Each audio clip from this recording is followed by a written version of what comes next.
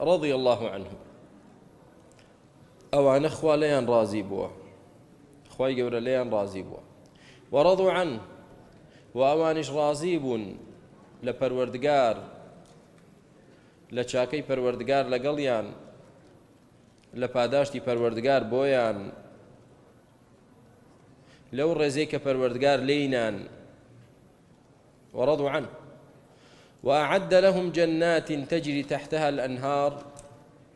وپەروەردگار بۆی تەرخان کردوون باغاتێک لە بەهەشدا کە ڕووبارەکان بەژێریاندا تێدەپەڕن خالدين فيها أبدا کە بەردەوام تیایدا دەمێننەوە ذلك الفوز العظيم کە ئەمەش سەرکەوتن و دەرچوونی مەزنە لە دنیا لە هەموو تاقیکردنەوەیەکدا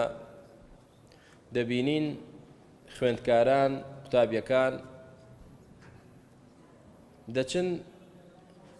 سەیری زیرەکترین تەڵەبەی پۆلەکەیان دەکەن با بزانین فڵانە کەس چۆن سەعی دەکات چۆن دەخوێنێتەوە و جوابی ڕاست کامەیە کە ئەو پێمان بڵێت بۆچی چونکە دەزانن ئەمە قودوەیە ساڵی ڕابردوو یەکەم بوو ساڵی پێشتر هەر یەکەم بوو مادام قودوە و پێشەوایە حەقی خۆیەتی چاوی لێ بکرێت کەسێک کە سەرکەوتنی بوێت کەسێک کە دەرچوونی بوێت بە پلەیەکی بەرز ئێمە گەورەترین تاقیکردنەوە لە پێشمانە کە تاقیکردنەوەی دنیایە بۆ ڕۆژی قیامەتمان چێ قودوەی ئێمەیە کە فعلەن ئەوان دەرچوون بە بەرزترین پلە دەرچوون بۆی ئێمەش سەیری ئەوان کەین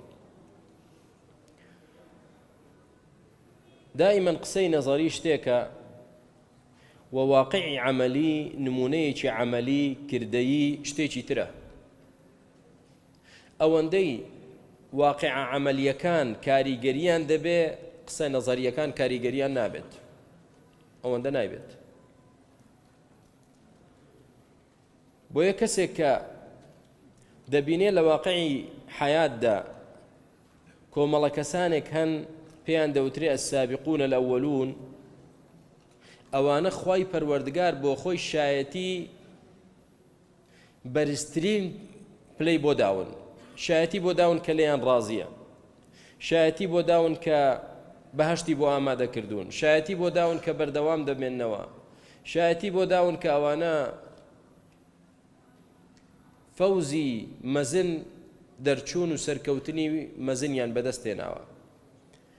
ئێکەواتە تۆ کە سەرکەوتنت بوێت ڕزگاربوون و سەرفرازیت بوێ نابێ سەیری ئەوکەی نابێ شوێن ئەوانەکەویت بەڕێزەکانم ئێمەی موسڵمان هەر جارە و فرقەیەک هەر جارە و گروپێک کۆمەڵێک کەسانێک خۆمان لێ دەکەن بە قودوە و پێشەوە و بانگمان دەکەن کە وەکو ئەوان بین لەسەر ڕێچکەی ئەوان بڕۆین بەڵام پەروەردگار بە پێچەوانەی ئەوانەوە کۆمەڵی قودوەی بۆ ئێمە داناوە پێشینە چاکەکان دەفەرمێ والذین اتبعوهم بإحسان رضي الله عنهم ورضوا عنه ئەگەر ئێوە شوێن سابقون الأولون بکەون ئەوە ئێوەش لەوانە دەبن کە خوا لێیان ڕازی بووە و ئەوانش لەو پاداشتی خوا ڕازی دەبن و هەروەها پلەی بەرزی بەهەشتیان بەنسیب دەکا و سەرفرازی مەزنیان دەکات ئەمەشە جیاکەرەوەی نێوان ڕێبازی ئەهلی سنەت و جەماعەت لەگەڵ ڕێچکەکانی تر هەر ڕێچکەیەک هەر مەزهەبێک هەر حیزبێک هەر گروپێک بانگت دەکا بۆ پەیڕە و پرۆگرامی حیزب و گروپ و جەماعەت و فرقە و مەزهەبەکە و کەسایەتیەکەی خۆی ئیلا ئەهلی سنەت نەبێت خەڵک بانگ دەکەن بۆ شوێنکەوتنی پێغەمبەری خوا عەلەیهی سڵاو وسەلام و سەحابەی کیرام بە کەس ناڵین وەرن شوێن ئێمە بکەون بە کەس ناڵین ئێمە قودوەتانین دەڵێن قودوەی منیش و تۆش پێشەوای منیش و تۆش کە سەیری کەین چاوی لێ بکەین وەکو ئەو بیکەین بریتە لە ئەوانەی کە خوای گەورە لە قورئانەکەیدا شایەتی سەرکەوتنی بۆ داون چێن السابقون الأولون من المهاجرين والأنصار بۆیە وا مەزانە ئەمەش حیزبێکە لە حیزبەکان کاکە ئەمڕۆ مسلمانان پارچە پارچەن و حیزب حیزبن و ئەوە فڵان حیزبە ئەوە فڵانە ئەوەش سەلەفیەکانن نا بوەستە بوەست شەیطان فێڵت لێ نەکا سەلەفیەت حیزب نییە حیزبی چی وەڵا نە حیزبە و نە من مؤسیسەکەیم و نە من ئەمیرەکەیم و حاڵی من وەکو حاڵی ئێوە دەڵێن با شوێن ئەو دینە بکەوین ئەو پیاوە بەڕێزانە لەسەری بوون کە خوا لێیان ڕازی بووە چێن والسابقون الأولون من المهاجرين والأنصار أوان سابقا أي إيما والذين اتبعوهم بإحسان كبباشي شوين أوان كوين باداشت من چي دبي رضي الله عنه بنصي قرآن تو شوين منهجي صحابة بكوي خوالت رازي دبي زحمة دبي نصي قرآن بو بينك كمن شوين كومال يقرتو بزوتنوا قادری نەقشبەندی گەیلانی ڕوفاعی بەدەوی دەسوقی چێوچێکەوەم خوالم ڕازی دەبێ ئاەتێکم دێ نییە لەکوێ هەبوو ئاەتی چی ئاەتی قورئان 1400 ساڵ پێشێستا دابەزی هەر کامێک لەم گروپ و حیزبانە دوێنێ و پێرێ دروست بووە ئاەتی چی هەبێ کە تۆ لەگەڵی بخوالێت ڕازی دەبێ بەڵام ئاەت هەیە کە تۆ والذين اتبعوهم بإحسان شوێن سەحابە بکەویت شوێن سابقون الأولون بکەویت لە دیندارێتیدا رضي الله عنهم ورضوا عنه خوالت رازي دبه انجا بريزا كان اما تنها بقصه نابت بيويست يمو بياو بريزانا بناسين چيبون السابقون الاولون چيبون بابيان ناسين بزانين روشتيان كردويان ايمانيان عقيديان مواقفيان سرخستنيان بو اسلام چون بوا بو ايمج وكو اوان بين چاو لوان بكين شوين اوان بكوين داواش لە پەروەردگار بکەوین یارمەتیماندا بتوانی شوێنیان بکەوین ئەم شەو لە گەورەترین کەسایەتی لە دوای پێغەمبەری خوا دەست پێ دەکەین عليه الصلاة والسلام کە صدیق الأمة أبو بكر رضي الله تعالى عنه أول الخلفاء الراشدين ثاني اثنين إذ هما في الغار يكم خليفي مسلمانان صاحب رفيقي پیغمبري خو عليه الصلاة والسلام لسفر ولا حضري ولا أشكوت ولا هجرتي باب زانين أبو بكر چه بو رضاي خواهي قوري ليبه أبو بكر ناوي عبد الله كوري عامره 2 ساڵ و شتێک لە پێغەمبەری خوا عليه الصلاة والسلام بچووکتر بوو لە تەمەن 2 ساڵ و ئەوەندە پێغەمبەر صلی الله عليه وسلم لە عامل فیل لەدایک بوو ئەو ساڵی کە ئەبرەهە بە جەیشەکەی و هەجومی کردە سەر کەعبە بەڵام ئەبوو بەکر 2 ساڵ و چەند مانگێک دوای ئەوە لەدایک دەبێت زانایانی سیر کە باسی ژیانی ئەبوو بەکر دەکەن دەڵێن کاتێک ئەبوو بەکر گەورە بوو باوکی هێنای لە بەرامبەر هوبەل ئەو بتە داینا وتی ئەمە خوای تۆیە دەبێ بە گەورەی دابنەی خۆشت بوێ حاجەت و داواکاریەکانت لەو بکەی ئەو بەکریش فەرمووی ئیسقینی و ئەطعیمنی وەشفینی دەی هوبەل خواردنم دەیە خواردنەوەم بدەیە کە نەخۆش کەوتم شیفام بدە فەلەم یوجیب فەلەم یەڕودە لەهو جەوابە هیچ وەڵامێکی پێ نییە هوبەل چییە بتێک قال بئس الإله العاجز أنت خراپترین خوا تۆی خوای چی هیچ ناتوانانی وەڵام دەیتەوە چ جای ئەوەی داواکاریەکانم بۆ جێبەجێ کەیت و شیفام دەیت و ڕزقم دەیت تۆ چیت زانی کە ئەو دینەی مشرکین لەسەرەتی هیچ نییە و ئەبوو بەکر بەهۆی ڕحلات و سەفەری بەولاولادە لە هەموو دینەکان یەهودیەت و نەسرانیەت و دینی مشرکین و حاڵی بوو کە هیچی تیا بەستنی هیچ نییە بۆ یە کاتێک کە پێغەمبەری خوا عليه الصلاة والسلام لە غاری حیرا وحی بۆ دێ و دەبێ پێغەمبەر عليه الصلاة والسلام ئەو دیاردە سەیرە دەبینێ و دەبیستێ لە ناو ئەشکەوتەکەدا دەگەڕێتەوە ئەبوو بەکر دەبینێت پێی دەفەرمێ چی بیستووە و چی بینیوە ئەبوو بەکر یەکسەر ئیمانی پێدێنێت صدیق بەڕاستی دادەنێت دوای مسلمان بوونی کە یەکەم کەسە لە چینی پیاوان یەکەمین مسلمانە، هیچ کەسێک لە چینی پیاوان پێش ئەو مسلمان نەبووە. ئەمەش یەکێکە لە فەضائیلی ئەبوو بەکر ڕزای خوای پەروەردگاری لێبێ. دوایی چەند عەبدێک و ئافرەتیش و هەروە لە منداڵانیش عەلی ڕزای خوای گەورەی لێبێت. لە شەوی ئیسرا و میعراجدا کاتێک کە پێغەمبەری خوا عەلەیهی سەڵات وسەلام شەوڕەوی پێدەکرێت لە مەسجد الحەرامەوە بۆ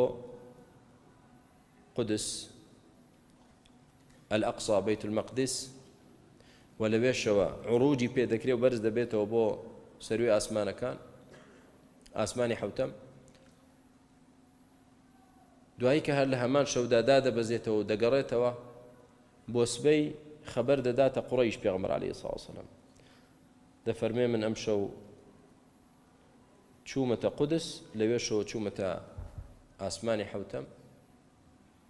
و تەفاسیلەکە باز دەکات.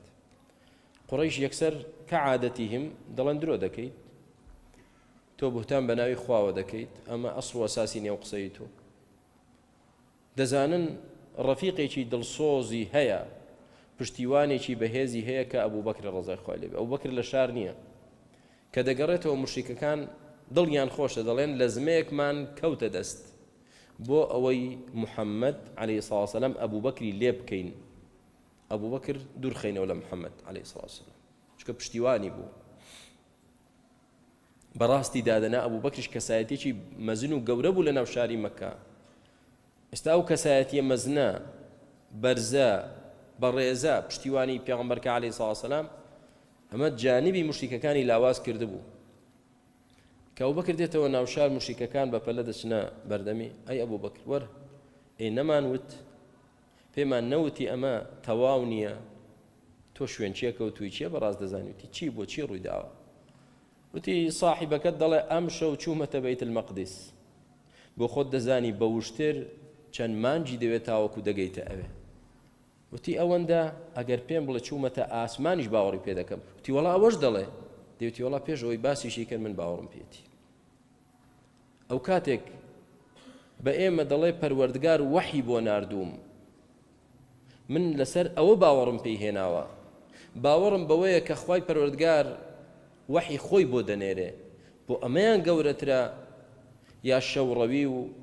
بەرزبوونەوەی ئاسمان گەورەترە. من باوەڕم پێێتی ڕاست دەکات، کە ئاوا بڵێ ڕاست دەکات. صدیق صادق بوو و صدیق و بەڕازدانەر بوو. والذي جاء بالصدق وصدق به، پەروەردگار بەڕاستیەوە هات، بە پەیامێکی ڕاستەوە هات، و ئەبوو بەکریش ڕزای خوای گەورەی لێبێ بەڕاستی دانا. مواقفی ئەبوو بەکر لەگەڵ پێغەمبەر عەلەیهی سەڵات وسەلام زۆرن، مواقفی مشەرف. عەلی ڕزای خوای گەورەی لێبێ دەجێڕێتەوە بۆمان، دەفەرمێ جارێکیان موشریکەکان دەورەی پێغەمبەریاندا لە مەککە عەلەیهی سەڵات وسەلام پاڵ پێوەنان و ئەزیەتدانی، دەڵێ مش سەیرمان دەکرد، والله ما دنا منه أحدنا سوى أبي بكر.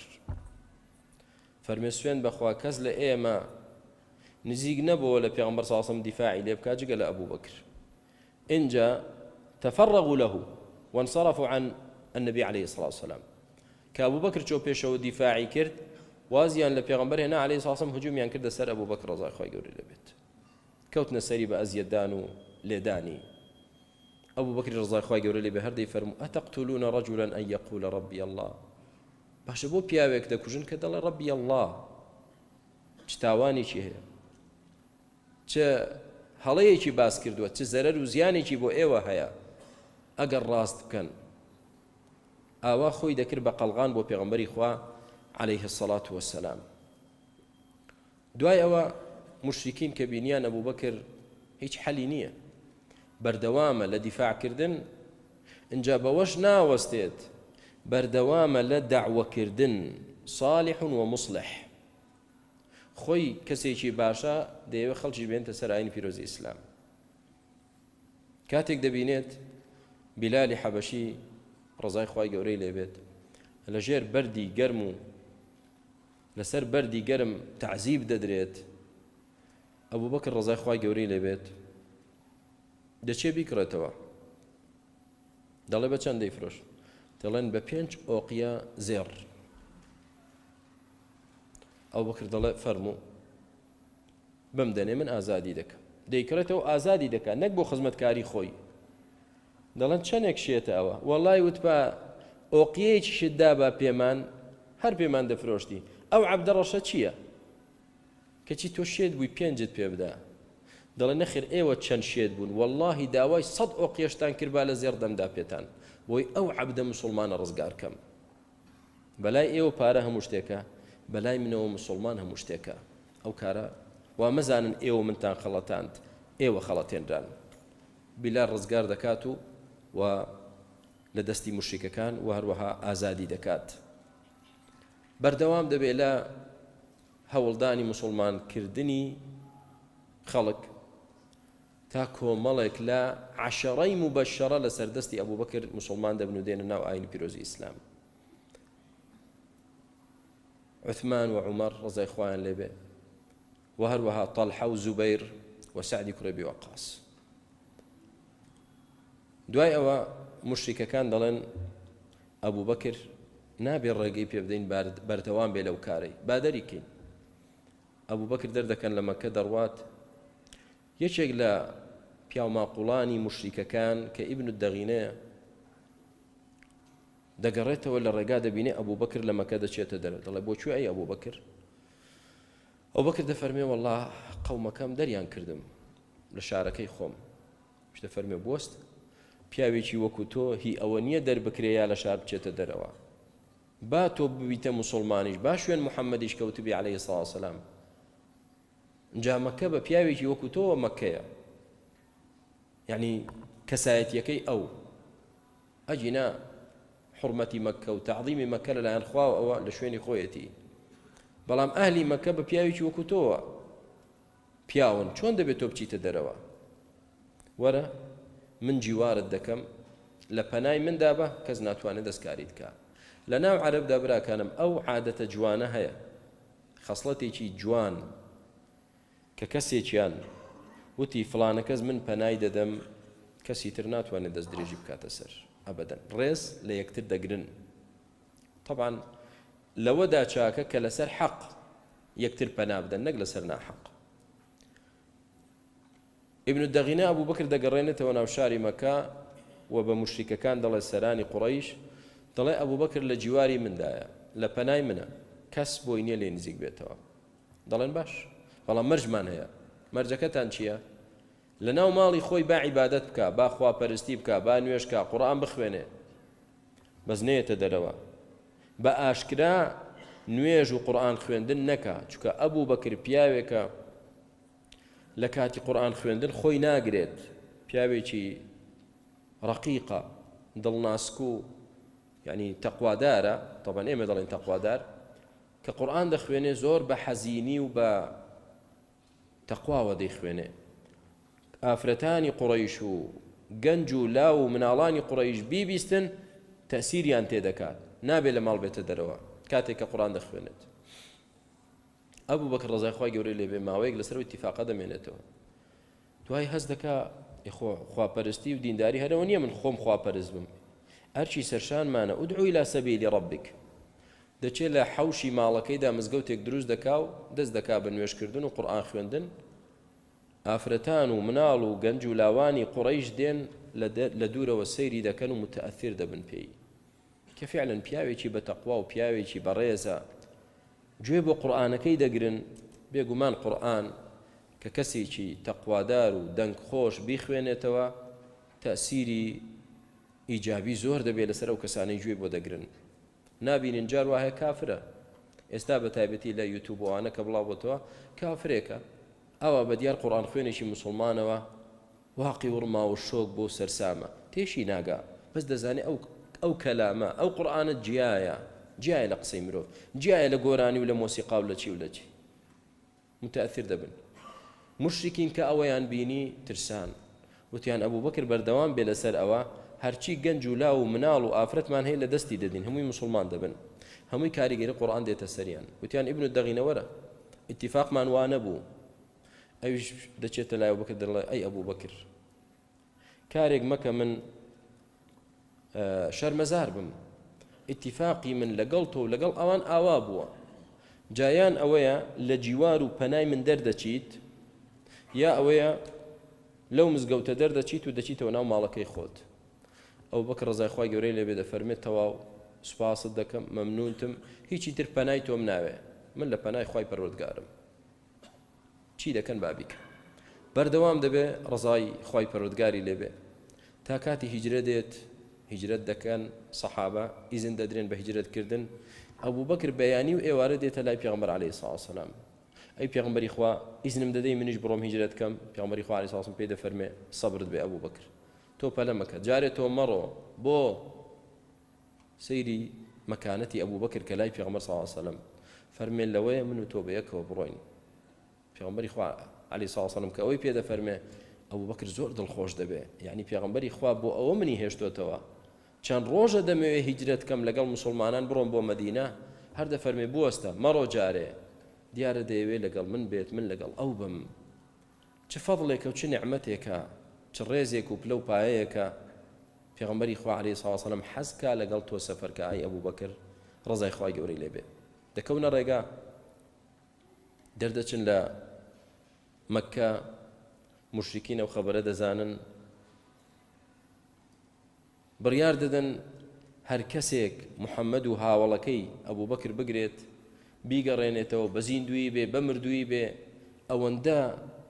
سەر حشتری دەدرێت ئیغراعاتێکی بەهێز بە قووەت هەمووی هەر یەکە لەلایەکەوە دەکەوێتە گەڕان و پشکنین بۆ گرتنی پێغەمبەری خوا عەلەیهی سڵاو وسەلام لەگەڵ ئەبوو بەکر پێغەمبەری خوا عەلەیهی سڵاو وسەلام دەچێتە ناو غاری ثەور ناو وەشکەوتە سێ شەو لەوێ دەمێننەوە ئەبوو بەکر ڕزای خوای گەورەی لەوێ دەفەرمێ کاتێک کە موشریکەکان هاتن لەسەر دەمی ئەشکەوتەکە وەستابوون ئێمەش لە ژێرەوە بووین وتمەی پێغەمبەری خوا عەلەیهی سڵاو وسەلام خۆ هەر یەکێک لەوانەی سەرسەرمان ئێستا سەیری ژێر خۆی کا دەمان بینێ و من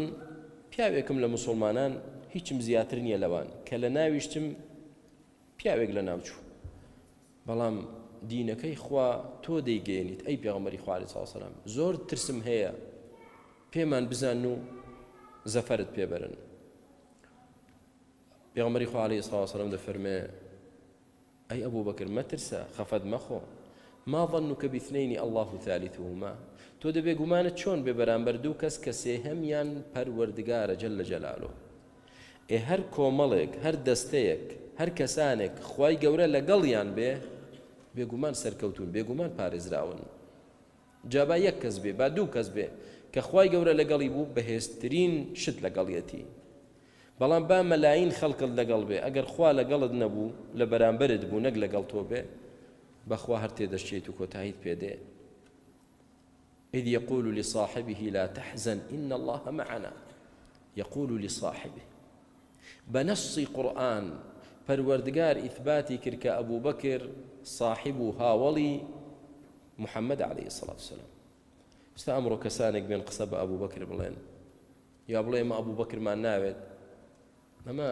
100% پێچەوانەی قورئانە بێڕێزی و بێئەدەبی بەرامبەر ڕەب العالەمین جەلە جەلالوه ئەبوو بەکر خوای گەورە هەڵی بژارد بۆ ئەوەی ببێتە صاحبی چێ صاحبی محەممەد عەلەیهی الصەلاة وەسەلام پێش چوونە ناو ئەشکەوتیان ئەبوو بەکر دەفەرمێ ئەی پێغەمبەر عەلەیهی الصەلاة وەسەلام بوەستە نەوەک لە ناو ئەشکەوتەکەدا مارێک دوو بشکێک شتێکی تیا بێت من پێش تۆ دەچمە ناو ئەشکەوتەوە ئەشکەوتێکی تاریک کە دەچێتە ناوەوە چەندان کون دەبینێ جلەکانی خۆی وردە وردە پارچەی لێ دەبڕێت و دەمی ئەو کونەی پێدەگرێ ئەو کونەی تر ئەو کونەی تر تا جلەکانی هیچی وای بەرەوە نامێنێ کونێک دەمێنێ پاژنەپەی خۆی لەسەردا دێنێت نەکا لەو کونەوە شتێک بێتە دەرەوە ئەزیەتی پێغەمبەر بدە عەلەیهی الصەلاة وەسەلام پێغەمبەری خوا دێتە ژوورەوە ئەی بەکر کوا جلەکانت بۆ وای فەرمێی پێغەمبەری خوا صلی الله علیه وسلم ئەو کونانەم هەموو گرتووە نەکا شتێک بێتە دەرەوە ئەزیەتت بدە ئاوا بوو لەگەڵ پێغەمبەر صلی الله علیه وسلم و هەروەها دوای هاتنە دەرەوەیان لە غار لە ئەشکەوت و ڕزگاربوونیان اینجا هیجرەتکردنیان بۆ مەدینە ئەبوو بەکر بەردەوامە لەگەڵ پێغەمبەری خوا عەلەیهی سڵاو وسەلام و عائشەی کچی خۆی دەداتێ دەبێ بە هاوسەری پێغەمبەر عەلەیهی سەڵات وەسەلام و بەردەوام دەبێت لە داوەکردن و خزمەتکردنی پێغەمبەر سەڵات وسەلامی خوای گەورەی لەسەر بێ. دەبینین ڕۆژێکیان پێغەمبەری خوا عەلەیهی سەڵات وسەلام ئەمر دەکات مسلمانان خێر بکەن، چەندان جار مەشاریعی خێر پرۆژەی خێر دێ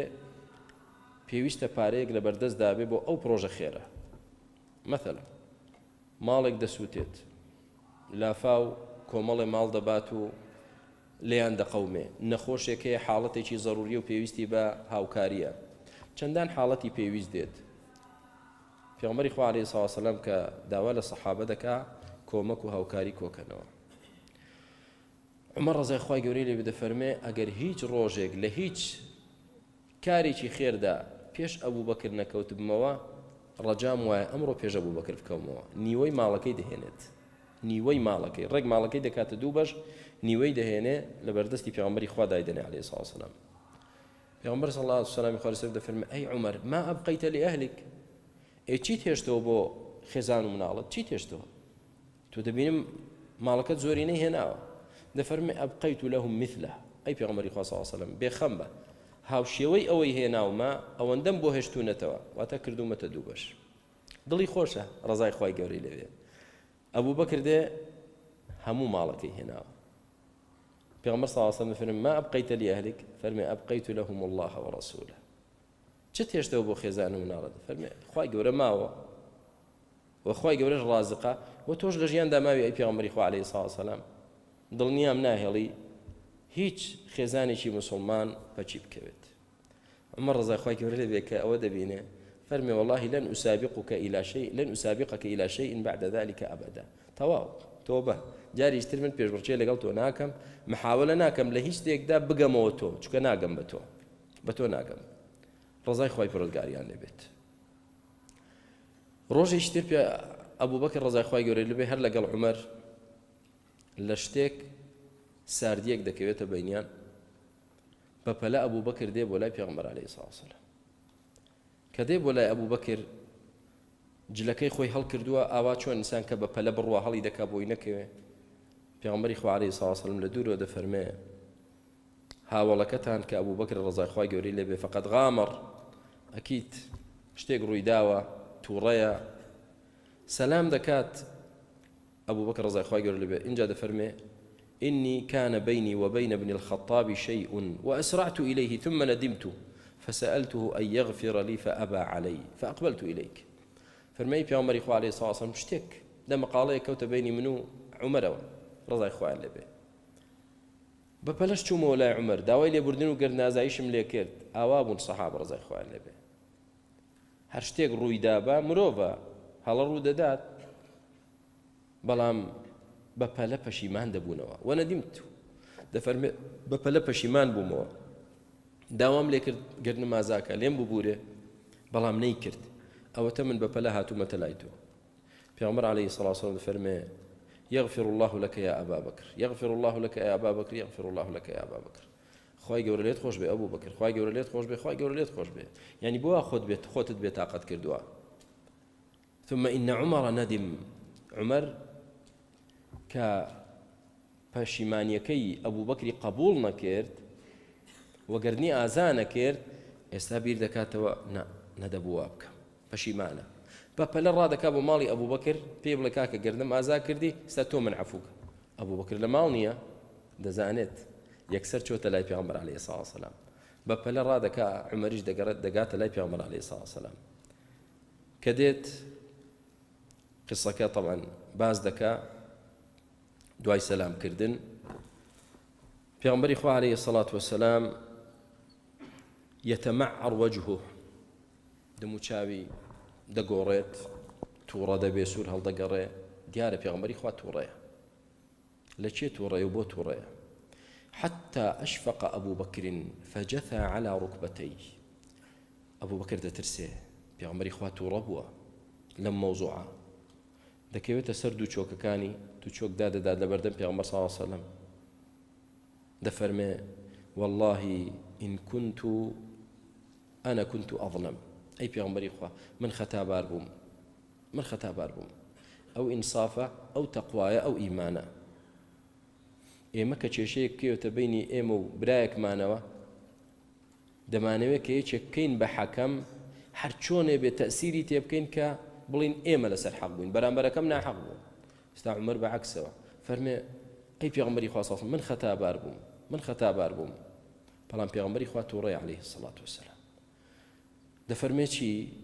سەڵات وسەلامی خوا لەسەر فەرمووی ئین الله بەعەثەنی ئیلەیکم ئەی عومەر تۆ تێگڕای سەحابە هەمووتان گوێ بگرن کاتێک کە خوای گەورە منی بۆ ئێوە نارد فەقولتم کەذەبتە هەمووتان پێتان وتم درۆ دەکەیت تۆ پێغەمبەر نیت وقال ئەبوو بەکرین سەدەقتە تاکە کەس کە بە منی وت ڕاست دەفەرمووی لەلایەن خواوە نێراوی ئەبوو بەکر بوو وواسانی بنفسه وماله ئەبوو بەکر بە نەفسی خۆی و بە ماڵی خۆی پشتیوانی منی کردووە فهل أنتم تاركوا لي صاحبي ئەرێ واز لە هاوڵەکەم دەهێنن ئەرێ کۆڵی لێ دەدەن لی دەگەڕێن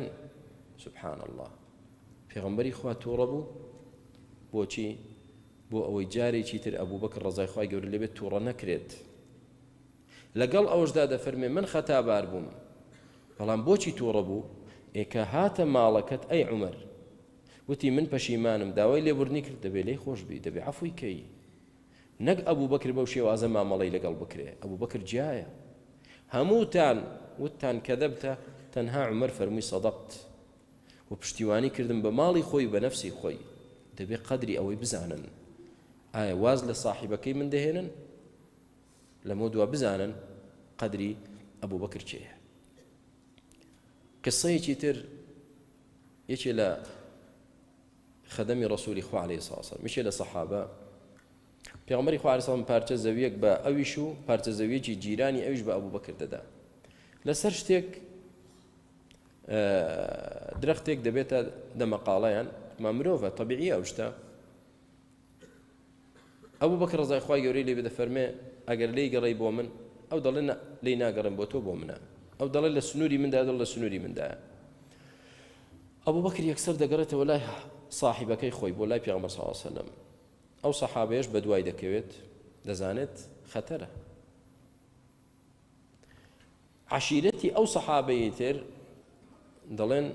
یعنی چی دەیەوێت درەختەکەشت بەرێ ئەو جا ئەوی شکایەت بکە لای پێغەمبەر صلی الله علیه وسلم عەشیرەتەکەی پیاوەکان دەکەونە شوێنە و پیاوە دەفەرمێ بوەستن دەتانەوێت چی بکەن ئێوە نازانن ئەو پیاوە چێە ئەو پیاوە ئەبوو بەکرە واللهی تووڕە بێ پێغەمبەری خوا تووڕە دەبێت بۆ خاتری ئەو و واللهی خوای گەورەش بۆ تووڕەبوونی پێغەمبەرەکەی تووڕە دەبێت قڕ بە سەرسەرم مەکەن بگەڕێنەوە گەلە کۆمە دەکەن دێن دیفاع لە من دەکەن پێغەمبەری خوا حکمی ناحەق نادا بگەڕێنەوە خۆم دەچمە لای پێغەمبەری خوا عەلەیهی سەڵات وسەلام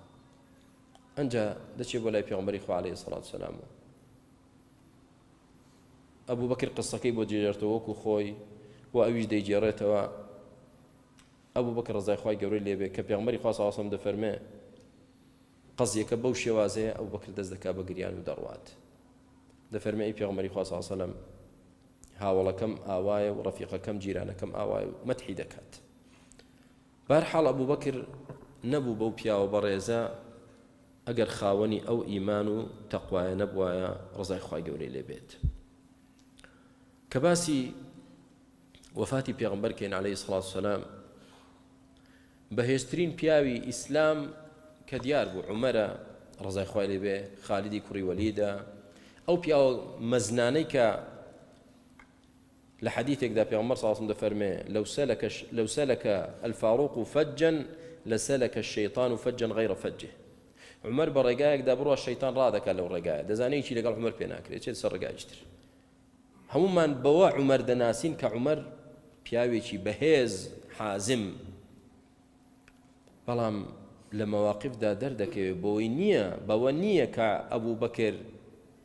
کەسێکی دڵناسک و کە قورئان دەخوێنێ خۆی بۆ ناگیرێ دەگرێت و کەسێکی بەڕەحم و بەزەیە یعنی کەسێکی لاوازە نه ئەبوو بەکر لاواز نییە هەواڵی وفاتی پێغەمبەری خوا صلی الله علیه و سەلەم بڵاو دەبێتەوە پێغەمبەر صلی الله علیه و سەلەم وفاتی کرد عومەر ڕەزای خوای گەورەی لێبێ کە دەبیستێت خۆی بۆ ناگیرێ دەفەرمێ والله دەست و قاچی ئەو کەسانە دەبڕم کە ئەو ئیدعایە بڵاوکەنەوە کە ئەو پرۆپاگەندەیە بڵاوکەنەوە بڵێن پێغەمبەر مردووە هەر دەست و قاچیان دەبڕم چێ هەیە جورئەت دەکا بڵێ پێغەمبەر مردووە عەلەیهی سەڵاتو وەسەلام ئەبوو بەکر کە دەگەڕێتەوە دەچێتە سەر جەنازەکەی لەسەری هەڵدەداتەوە دەزانێ مردووە ماچی دەکا اینجا دەفەرمێ ئەی ئەو کەسەی سوێن دەتخوارێنی ئەی عومەر دانیشە بێدەنگ بە دانیش اینجا ئەو ئاەتە دەخوێنێتەوە کە وما محمد إلا رسول قد خلت من قبله الرسل أفإن مات أو قتل انقلبتم على أعقابكم محمد رسولك لا رسول كان كنرا وجا كمرد يا كجرا اي ولدين هل دقرنا مرد يا كجرا صحابة والله كأنما يكم جار ما أم آيات ببيستين كعمر باسي كرد مرد يعني في غنبرج دمري عليه الصلاة والسلام لا شدتي محبتي أن بوي توقعي أن نذكر في غنبر بمري عليه الصلاة والسلام فرميك أبو بكر أوا أم آياتي خوين دوتوا همو من بشوكا كوتي نزاني من توا ومردوا چێبوو وەزعەکەی ڕاگرت ئەبوو بەکر ڕەزای خۆی گەورەی لێ بێ پێغەمبەری خوا دەمرێ عەلەیهی سەڵاتو وسەلام بە ئیتیفاق ئەبوو بەکر دەکەن بە خەلیفەی موسڵمانان وە چەندان بەڵگەی لەسەر هەندێکیمان باس کرد یەکێک لەو بەڵگانەی تر ئافرەتێ دێتە لای پێغەمبەری خوا عەلەیهی سەڵاتو وسەلام پێش وەفاتی شتێکی لەگەڵ باز دەکا پێغەمبەری خوا سەڵاتو وسەلام دەفەرمێ جاریشتر وەرەوە بگەڕێرەوە لام دەفەرمێ ئەی کە هاتم و خۆت لێرە نەبووی ئەی پێغەمبەری خوا عەلەیهی سەڵاتو وسەلام فەرمێ کە هاتی و منت دەست نەکەوت بچۆ لای ئەبوو بەکر ئەمە یعنی چی یعنی دوای من ئەبوو بەکر دەیە بە خەلیفە دوای من ئەبوو بەکر دەیە بە خەلیفە ڕەزای خۆی گەورەی لێ بێ پێغەمبەری خوا عەلەیهی سەڵاتو وسەلام وەفاتی کرد و ئەبوو بەکر بوو بە خەلیفە ئێستا کۆمەڵێک کەس هەڵگەڕانەوە لە دین کۆمەڵێک کەس دەڵێن زەکات نادەین با بزانین ئەو پیاوە کە ئەبوو بەکرە ئایا قائیدێکی حازم و قائیدێکی ناجح و سەرکەوتوو بەهێزە یا دەڵە کاکەی گیان وەزعەکەمان ناسکە زوروفەکە ناسکە لێ ئەنگەڕێ چێ زەکات نادابانەیدا چێ هەڵگەڕاوەتەوە جارێ بێدەنگ بین دەست بە کڵاوی خۆمان بگرین بانەی با چونکە پێغەمبەر مردووە لە ناومان نەماوە ئەبوو بەکر ڕەزای خۆی گەورەی لێ دەفەرمێت جێیشێک ئامادەکەن بۆ جەنگان دژی ئەوانەی کە هەڵگەڕاونەتەوە بۆ ئەوانش کە زەکات نادەن عمر ڕەزای خۆی گەورەی لێ دەفەرمێت ئەی ئەبوو بەکر بۆ شتی وا دەکەی بۆ دەجەنجی دژیان ڕازی نییە ئەبوو بەکر یەخەی عومەر دەگرێت دەفەرمێ ئەجەبار في الجاهلیة خوار في الإسلام تۆ لە جاهلیەتدا کە موسڵمان نەبووی پیاوێکی ئەوەندە بە غیرەت و ئازا و بەهێز بووی چیتە ئەی عومەر ئێستا لە ناو ئیسلامدا کە موسڵمانی دڵی دەترسیت ئەی عومەر ئەنجا بۆی باز دەکات و دەلیلی بۆ دێنێتەوە کە کەسێک زەکات نەدا و ببنە فرقەیەک و جەماعەتێک ممانع بن شایستەی قتالا فرمي والله لو منعوني عقالا كانوا يؤدونها للنبي عليه الصلاة والسلام لقاتلتهم عليه بتشوكترين شد ككاتي خوي زكاتي يعني ليدر كردو أمره ليدر نكن من دجنجم دجيان دبي الدين بارزراو به نابي هيجي ليكم بكريتوا بو خاطري كرسيكي خوم تنازل كم لهندشتي دينك نايكم بردوام بو خوي جورس سري خست انجا پیغمبری خو علیه الصلاه والسلام پیش وفاتی جیشی تجهیز کرد با قیاده اسامه کوڕی زید بۆ غەزوی شام بۆ فەتحی شام سەحابە وتیان ئەی ئەبوو بەکر پێغەمبەر نەماوە عەلەیهی سەڵاتو وسەلام ئێستا ئەو جەیشە بۆ کوێ بەڕێی دەکەی دەترسین سەرکەوتوو نەبێ دەترسین ڕۆم وابن فەرمووی والله جەیشێک پێغەمبەری خوا ئامادەی کرد بێ و تەوجیهی کرد بێ دەبێ ئیلا بڕوا بە هەدەفی خۆی بکە ئەبەدەن چۆن هەڵی دەوەشێنم يلا أسامة كوريو إن جال سردمي أبو بكر دا فتح الشام كرا وبشي جيج لا عراق هر فتح كرا أبو بكر رضي خواي قوري لي بيت لقل أو دا ضل ناسك بو بلام إيماني بهيزو آراء مواقف حازم وبتوبو لكاتك كدبي بخليفة بوني بخليفة مسلمانان توشي كبروا خيلا ولا خبايبوني ناكا أو بري تواضعي فير دكات دفرمي أي مسلمانان قد وليت عليكم ولست بخيركم من كراومة قوري إيوة بلا من ونبي باشتريني إيوة بم ونبي والله باشترين من بو باشتريني صحابة بو بلا مسيري أو تواضعك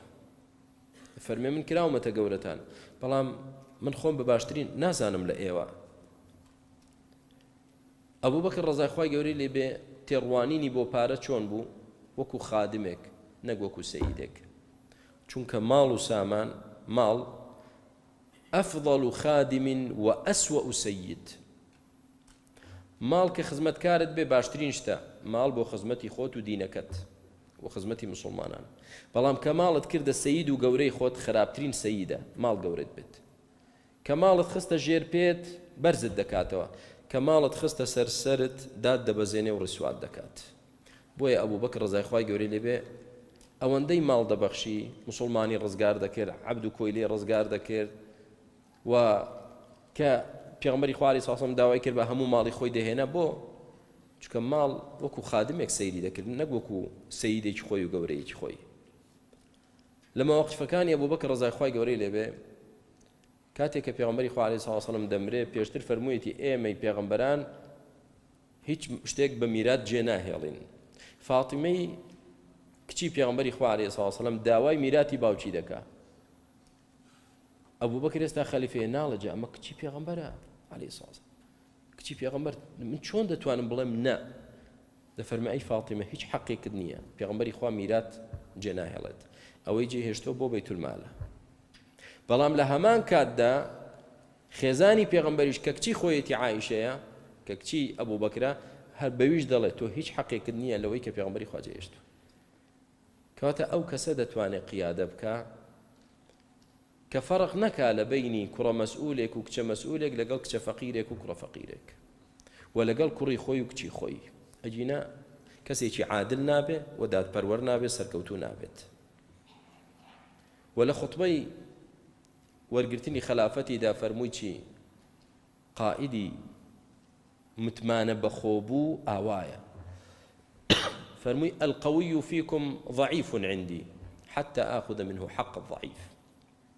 کامەتان خۆی بە بەقووەت و بەهێز دەزانێ، لای من زۆر ضعیفە تا حەقی لێ دەستێنمەوە، حەقی فەقیر، حەقی مەظلوم. والضعيف عندي قوي، الضعيف فيكم قوي عندي حتى آخذ له حقه. کامەشتان زۆر ضعیفە و بێدە سەڵاتە و بێ کەسە و بێ عەشیرەتە و دەڵێ من تەواو لەمە دووە مافم دەخورێت، لای من زۆر بەهێزە، من لەگەڵ ئەوم. خلافەتەکەی ئەبوو بەکر لەگەڵ حەق بوو، لەگەڵ مەظلوم بوو، نەک لەگەڵ زاڵم بوو، لەگەڵ ئەوانە بوو کە خاوەن حەقن. یەکێ لە فەضائیلی ئەبوو بەکر ڕەزای خوای گەورەی لێ بێ کە بوهتانێک بۆ عایشەی کچی دروست کرا، وتیان زیناکارە، و دەرکەوت کە ڕەس المنافقین کردوویەتی و هەندێک لە سەحابەش خەڵەتان بەو ئیشاعە و پڕۆپاگەندەیە. یەکێ لەوانە مستەح بوو. مستەح یەکێ بوو لەو کەسانەی کە ئەبوو بەکر بەردەوام نەفەقەی دەچێشا، چاکەی بەسەریەوە هەبوو. کەچی چۆن حاشای مستەح قاعیدەیەکێ دەڵێ ئیتەقی شەڕ من ئەحسەنتە ئیلەی، دائیمەن لە شەڕی ئەو کەسانە بترسە کە تۆ چاکەیان لەگەڵ دەکەی.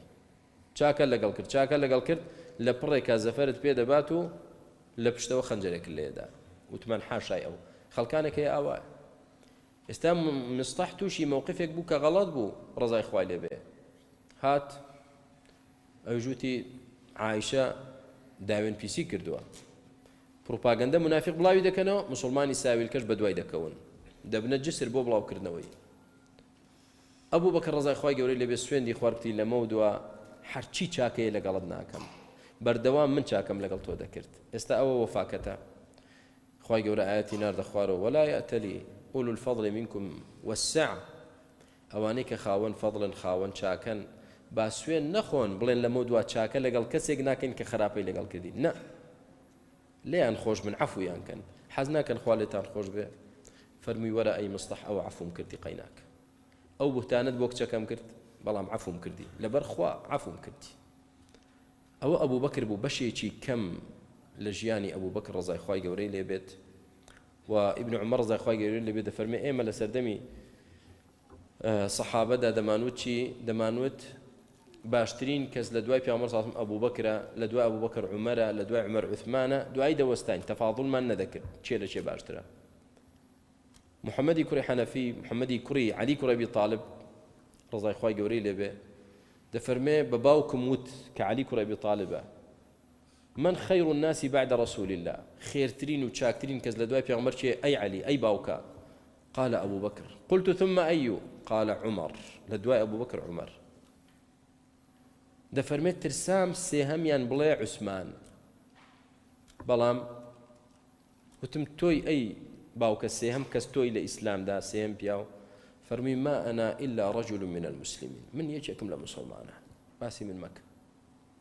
کەواتە بەشایەتی عەلی ڕەزای خۆی گەورەی لێبێ خێرترین کەس لە دوای پێغەمبەر ساسم ئەبوو بەکر بوو ئەنجا عومەر ڕەزای خۆی گەورە لێبێ ئەی لە شوێن ئەوانە ئیدعای شوێنکەوتنی عەلی دەکەن بەڵام قسە و بێڕێزی و بێئەدەبیش بەرامبەر ئەبوو بەکر و عومەر دەکەن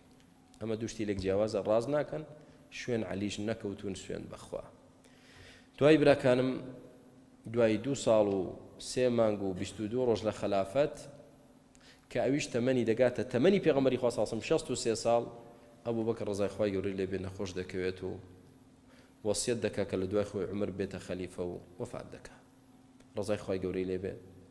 خوای پەروەردگار بۆ خاتری ناوجوانەکان تۆ سیفاتە بەرزەکانت هیدایەتمان بدەی لەسەر ڕێبازی ئەو پیاوە بەڕێزانە بڕۆین و لەگەڵ ئەوانیش حەشرمان کەیت ولقل أوانج لبهشت كمان كيتبا آمين والحمد لله والصلاة والسلام على رسول الله وبارك